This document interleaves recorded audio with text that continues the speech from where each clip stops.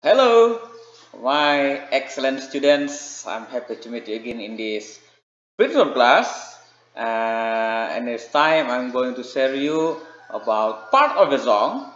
And this content will help you to find the topic, theme, story, and also the message of an English song easily. Ya. Right, jadi bagian lagu ini akan memudahkan kalian nanti bagaimana menemukan topik, tema, cerita, makna, bahkan pesan dari lagu bahasa Inggris yang nantinya akan kalian nyanyikan. Okay, now let's begin, and I hope you are going to comprehend, understand this material easily. I'm sorry if I have any inconvenience for your listening way during study this content. Okay. First part of the song is a title. Title of the song is very important. Remember, when you have a product like this one, but you don't have a brand, so it will make you difficult to sell your product. And this similar with the title of the song. Jadi judul lagu itu sangat penting. Bayangkan saja kalau Anda punya produk tapi tidak punya merek, itu sulit untuk dipasarkan. Ya. Next. Title of a song should be memorable and fitting to the theme of the song. Judul lagu itu harus mudah diingat. Kemudian connect, relate, menyatu ya dengan tema lagu. Although sometimes we find that there are several famous songs that has a title, but we never find any word about the title in the song lyrics. Ya. Itu kadang kita temukan ya. Ada judul lagu, tapi tidak pernah termuat dalam lirik lagunya, tapi dia mungkin menyatu dengan tema lagunya. Okay, such as Simple Plan song, Untitled. Let's analyze the title of a Simple Plan song, Untitled. We never find a letter of untitled in that song. Jadi itu salah satu contoh lagu ya, yang ada judul lagunya Simple Plan, nah judulnya Untitled, tapi kata Untitled itu tidak pernah kita temukan dalam lirik lagunya.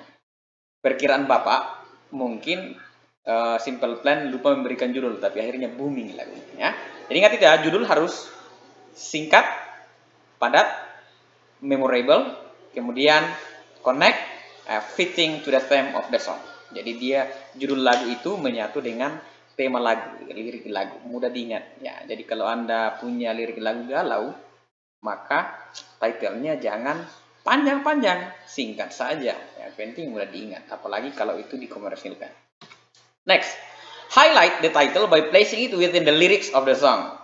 Commonly, a title of a song placed or written among the other lyrics in the verse of the song. Jadi, seringkali judul lagu itu ditempatkan berada bersama-sama dengan lirik lagu. Okay.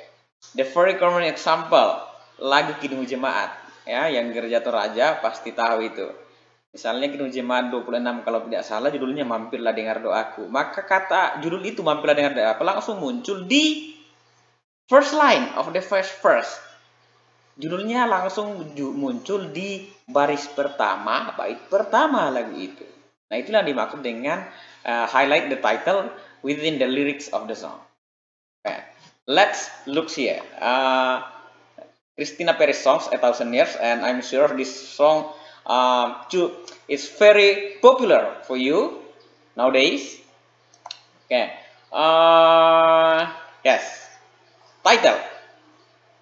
We agree that the title is here, Thousand Years.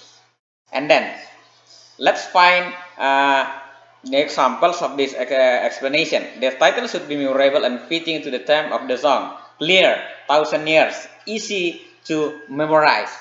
And then the title placing within the lyrics of the song. Okay, we find that 1,000 years comes in this lyric. Okay. Ada dalam lirik lagu, berarti terjawab, ya, terjawab bahwa judul lagu itu harus menyatu dengan tema lagu dan termuat di dalam lirik lagu. Ya, easy one. That's the first title. And how to place the title? Okay, I'm going to add additional information again about the title of the lesson. But I'm sorry, I'm not an art teacher, but I'm trying to share what I know about an English song. Okay, well, in the AAA, okay, I'm going to save this material AAA for the next meetings. Song form titles are placed either at the beginning or end of each verse. Biasanya judul itu ditempatkan di awal bait lagu, lirik, atau di akhir. Commonly in the beginning, ya, di awal lagu seperti yang Bapak singgung di Ketemu Jemaat tadi. And sometimes in the form of AABA, remember next meeting we are going to discuss this. This is the secret for you, ya. The title usually appears at the beginning or end of the A section. Ya, seringkali judul ditempatkan di akhir bagian A ini. Tapi pertemuan berikutnya baru kita bahas ya, apa yang dimaksudnya ini.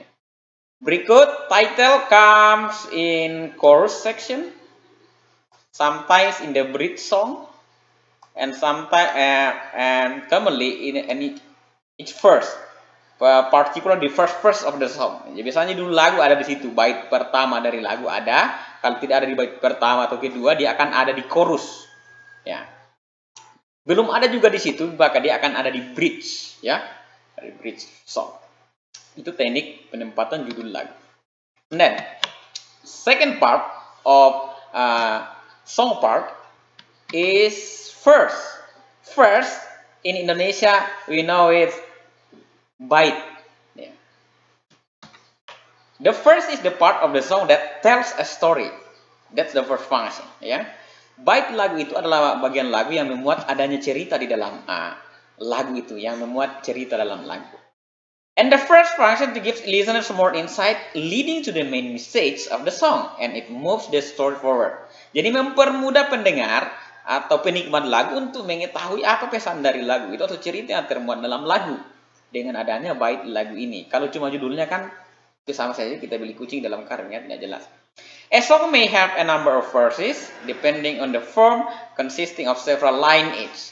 Dan sebuah lagu itu dituliskan pada beberapa bait tergantung model bait lagu itu seperti apa. Sometimes you find the verses only consist of single line, double, triplet, and sometimes sextuple lines. Tergantung cara penulisannya, bentuk apa yang diinginkan oleh the writer or the singer to tell a story in his or her song. Now let's look this example. Still about 1,000 years from Christina Perri. First, how many verses here? How many? 1, 2, 3, 4, or 5? To my mind, there are 5. Let's count it. First, bait pertama. Second verse, third verse, fourth verse, and the fifth verse. There are 5 verses here. And how the way to write each lines? The first consists of 1, 2, 3, 4, 5, 6 lines. The second verse only a line or single lines. And then move to the third verses, there are 4 lines. While in the fourth verses, there are 1, 2, 3, 4, 5, 6, 7 lines. So it depends on the form of the verses. How the writer of the song or the singer of the song will tell the message, the story of his or her song. Jadi cara penulisan baitnya itu, ya, menurut pemahaman English song, ya, tergantung dari model baitnya, apa yang mau digunakan. Dan Dan model bait ini juga ada kaitannya dengan cara penyampaian cerita dari penyanyinya atau penulis lagunya. Next, the third part. These words is popular for you. Refrain. Gereja Toraja paling kenal ini karena di Kidung Jemaat itu ada semua refrain di dalam. Apa yang Anda tahu tentang refrain? What is a refrain? Based on your experience in singing a song in the church or in another choir or vocal groups, we usually find refrain. Biasanya kita terjemahkan dengan bait yang diulang-ulang ya. Tapi nanti kita bahas. Let's identify these sentences. A refrain is a line. Remember, a refrain is a line. Ternyata refrain itu menurut pengertian English song adalah sebuah baris. Also can be the title. Dan kadang juga itu adalah judul. That is repeated. Yang diulang-ulang. At the end of every verse. So, there are three information here. A line, the title, or there are four, repeated, and end of every verse. Ada 4 informasi yang kita tahu tentang refrain. Ya. Yaitu dia a line, satu baris, bisa judul, the title, diulang-ulang, berikut, end of every verse. Ada di akhir setiap bait. Berarti pemahaman kita di Kidung Jemaat berbeda dong, ya. Kidung Jemaat itu satu full bait penuh ya. Right. Tapi ada juga beberapa lagu di Kidung Jemaat itu yang hanya a line, ya, yang memenuhi unsur ini. Jadi itu refrain ya. Bagian lagu bisa judul, terdiri 1 atau 2 baris, berada di akhir tiap bait yang diulang-ulang. Nah, mulai bingung seperti ini. Jangan salah Kidung Jemaat ya. Kita kembali ke lagunya Christina Perri, Thousands Years. Yang mana kira-kira refrain di sini menurut informasi ini? Yang pertama akan ada di bridge. Bridge lagi ya, ini. One step closer. Wah, suara saya jelek ya. Ini sudah diulang-ulang kan? Apalagi bisa judul, toh? Judul itu di mana dia muncul? Here. Ini judul. Diulang-ulang. Berarti terjawab dong. Itu adalah refrain. Ada yang mau kebingungan ini. Kok bisa begitu? This is English song. Yes. The traditional convention of English song. Itu ya tentang refrain. Next. The refrain is different from the chorus. And nowadays, the word chorus is famous. Why? Every popular song, whether it's Western song, Korean song, and also Indonesian pop songs, we find chorus. Ya, ada chorus di dalam liriknya. Bapak coba carikan dulu di sini ya. Ada chorus di dalam lirik lagu itu. Tidak ada kata refrain. Yang ada adalah chorus. Well, wait. I'm trying to find the song lyrics for you. Oh, where is the song lyrics? Song lyrics. Hello, where are you? Song lyrics. Song lyrics, ya. Song lyrics. Oh, no. Tidak ada. Bapak tidak ketemu. Oke. Jadi, chorus ya, bedakan dengan refrain. Saya sepakat dengan Gereja Kibait. Di bagian lagunya yang nanti di situ dinyanyikan beramai-ramai itu disebut dengan core. Mungkin itu dasarnya adalah chorus ya. Itu saya berandai-andai. Baik. Chorus, the fourth part. Chorus, ya. Chorus means the core part of the song. Jadi chorus itu adalah bagian inti dari lagu. Dia itu adalah jiwanya lagu. Chorus. Ya, jadi bukan bait pertama, kedua, atau bait terakhir. Atau title. But chorus itu adalah jiwanya lagu. The part where the main point of the song is. Inti dari lagu, pesan dari lagu, tema lagu, cerita dari lagu, itu ada di chorus. Nah, sekarang sudah terjawab. Nanti kan satu indikator yang harus kalian kuasai di ujian praktek adalah menceritakan, menyampaikan makna lagu. And the message also includes. Pesan di lagu. Berarti temukan di chorus. Sekarang gampang atau? Tidak perlu translate literally each lines of the song lyrics. Chorus means part of the song that climax or touch the emotional peak of the listeners.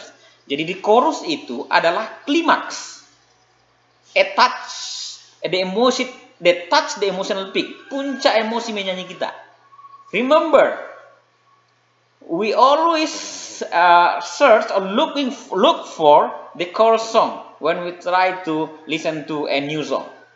Ketika kita mengenali lagu-lagu terbaru, kita pasti cari dulu chorusnya yang selama ini populer dengan kata ref.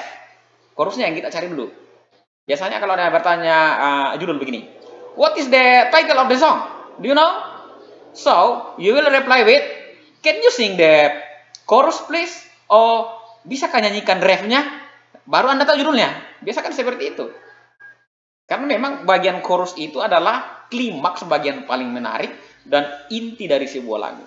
The part of the song that often sticks in the mind. Yang paling gampang diingat, selalu tersimpan di pikiran kita. Itu adalah chorus. Besides the title. It contrasts with the verse. Ingat, chorus itu beda dengan bait lagu secara umum. Ya.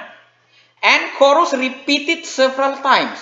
Remember, chorus consists of a verse. Maybe third, fourth, 5, 6, 8 lines of its verse. Bisa saja chorus itu terdiri dari 3 sampai 8 baris, ya. Dan itu diulangi, dinyanyikan berulang kali dalam satu bait, ya, bukan a line seperti refrain. Ya. Walaupun nanti kita temukan refrain itu muncul juga dalam chorus, tapi dia mewakili judul. Ya. The main theme is expressed in the chorus. Nah, terjawab di sini. Di mana kita dapat temanya lagu? Chorus. Jadi nanti untuk tugas itu, satu orang yang kau saya kalau berkelompok, apa maunya chorus atau bahasa Anda ref lagu itu. Terjemahkan itu biasa 4 sampai 5 baris. The title of the song is usually included in the chorus too. Ya, itu sudah clear ya, bahwa judul lagu biasanya muncul juga di bagian chorus. Seperti lagu My Love dari Westlife itu. Setelah itu muncul di chorus juga titlenya. Lagunya siapa yang akan muncul ini? Jangan-jangan tante saya lagi ini akan muncul. Oh, masih, betul. Christina Perri, Thousand Years. Di mana chorusnya? Yang tahu nyanyikan ini pasti tahu. Ya, I have died every day. Ya, ini chorusnya. Oh, yang ini adalah bridge. Ya, pengantar dari bait pertama atau kedua menuju ke chorus ya. Tapi ingat, ini adalah chorusnya. Yang ini kalau tidak salah mungkin 3-4 kali dinyanyikan untuk versi full dari lagu ini ya. Kemudian di chorus itu memuat judul. Nah, selesai kan? Jadi clear ya. Chorus juga memuat judul. Dan cara menyanyikan chorus ini berbeda dengan ini. Tersendiri dia caranya. Penulisannya pun beda, kan? Chorus. Saya kira kalian sudah paham nih chorus sekarang. Tinggal penekanannya adalah how you make a differentiation between refrain and chorus. Oke. Itu yang keempat ya. Kita bahas sedikit lagi. Apa kira-kira ya? Refrain and chorus differences. Apa saja perbedaan ref dengan chorus? The refrain is shorter than the chorus. Clear. Karena dia hanya a line, title, dan end of the verse. Biasanya muncul di bagian chorus. Often the refrain composed of 2 lines. Itu karena dia sama seperti lagunya Christina Perri itu. Dia muncul di 2 line. Yang A Thousand Years ya. While the chorus can be made up of several lines. Sementara chorus bisa beberapa baris. Dan pastinya dia a verse, 1 bait. Itu chorus. And then, chorus is also melodically, rhythmically, and lyrically different from the verse. Jelas. Karena apa? Emotional peak, the core of the song ada di chorus. Makanya dia berbeda secara melodi, ritmik, dan liriknya pun berbeda cara menyanyikannya. Dari bait-bait yang biasanya. And then, chorus is the main message of the song. Expresses the main message of the song. Jadi di chorus itu kalau mau cari pesan lagu, kalau Bapak tanyakan, jangan terjemahkan semua. Langsung cari chorusnya di mana. Dan Bapak akan coba siapkan nanti lagu yang populer menurut Anda. Ya, supaya kalian bisa langsung memahaminya ya. Oke, ya, jelas di sini ya. Ini adalah chorus. Di mana refrain ada? Dia ada di sini.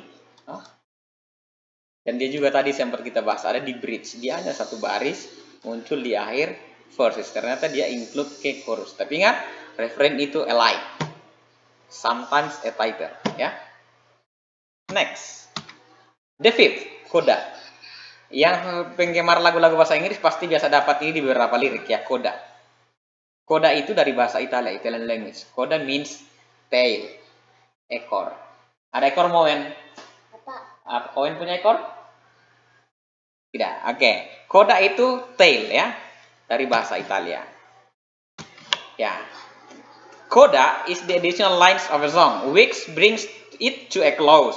Yaitu penutup sebuah lagu. Dia kata baru, kalimat baru, muncul di bagian paling akhir dari lagu. Coba ingat-ingat semua judul lagu yang kalian pernah nyanyikan, lirik lagu, pasti ada coda. Tapi ini opsional, tidak biasanya muncul. Coda itu kalau di naratif mirip dengan reorientation. Itu kan film itu box office itu menarik ketika ada reorientation, bagaimana gambaran hidup pelaku beberapa tahun kemudian. Ya. Misalnya si A 20 tahun kemudian hidup bahagia dengan 3 istri yang dikaruniai 36 anak, itu coda. Sama dengan lagu. Di lagunya mantan saya, Taylor Swift itu, Love Story itu ada coda kalau tidak salah ya. Lagunya ini unik, bercerita, tapi it has a coda or retail, ini ada. Ya, walaupun sudah ini disembunyikan oleh saya, ya, itu ada coda ya. Coba lihat. Cause we was young when I first saw you. Itu muncul hanya sekali di bagian akhir lagunya. Tidak pernah muncul di tempat lain di bagian liriknya, itu coda. Ada juga di beberapa lagunya Westlife itu muncul ya. Oke, itu penjelasan Bapak pada kesempatan ini tentang part of the song. Mudah-mudahan ini bisa memandu kalian untuk memahaminya. Dan pertemuan berikutnya kita akan coba analisa sederhana dari beberapa lirik lagu. So, thank you for attention. So, thank you for preparing your time to learn this short video. Thank you and see you in our class.